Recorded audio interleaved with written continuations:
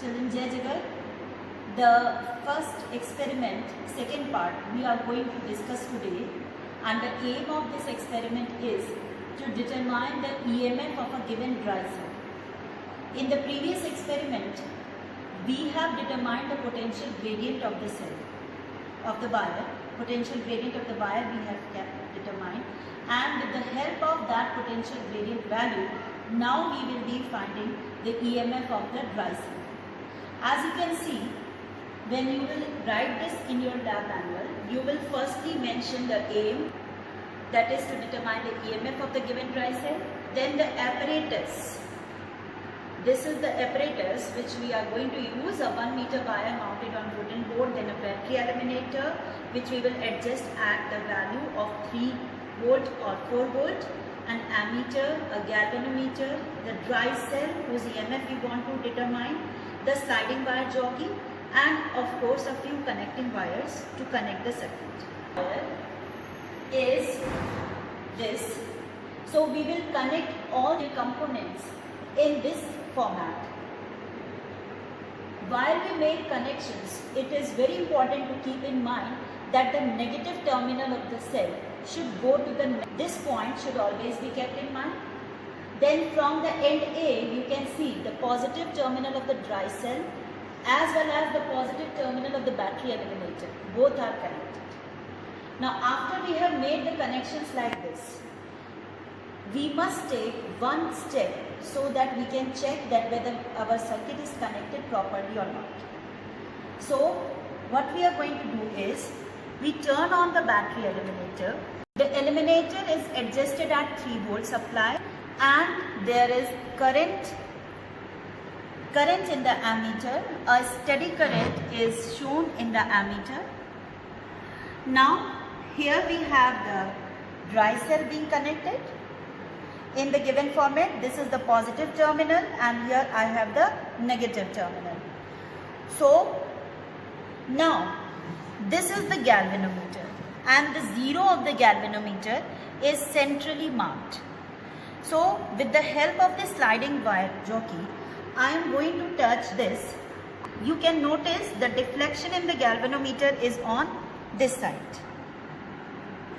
And then when I touch the sliding wire jockey at the opposite end of the wire, this is the end A of the wire, and you can see now the deflection in the galvanometer is just opposite.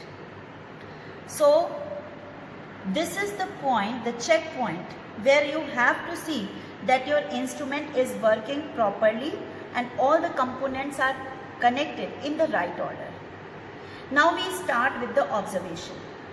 Because the galvanometer is showing deflection in opposite directions on touching this wire, so we have to now start sliding it from the end A towards the end B, and we will stop at the point where the galvanometer shows no deflection.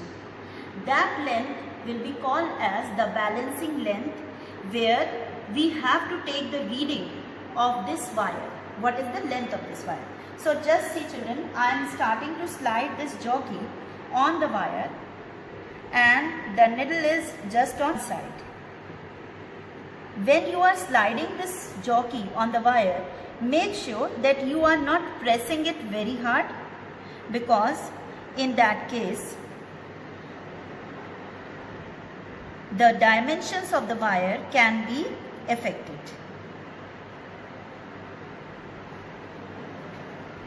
So the deflection is still to one side.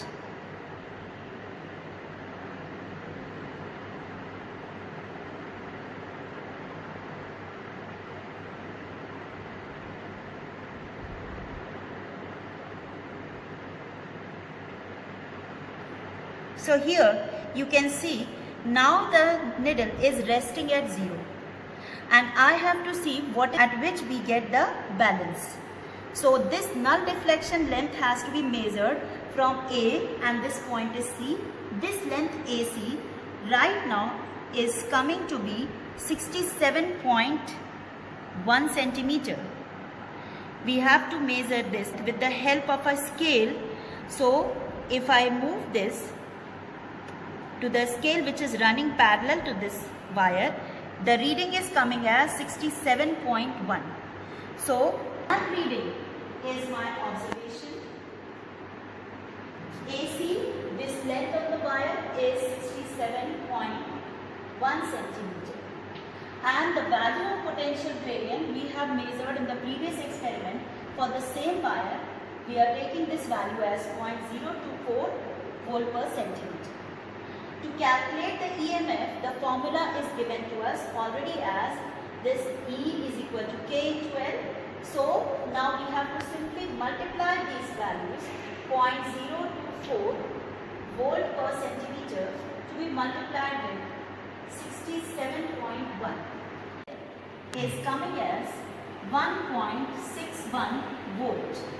So this is the value which we were supposed to determine, and this finishes the second part of experiment 1.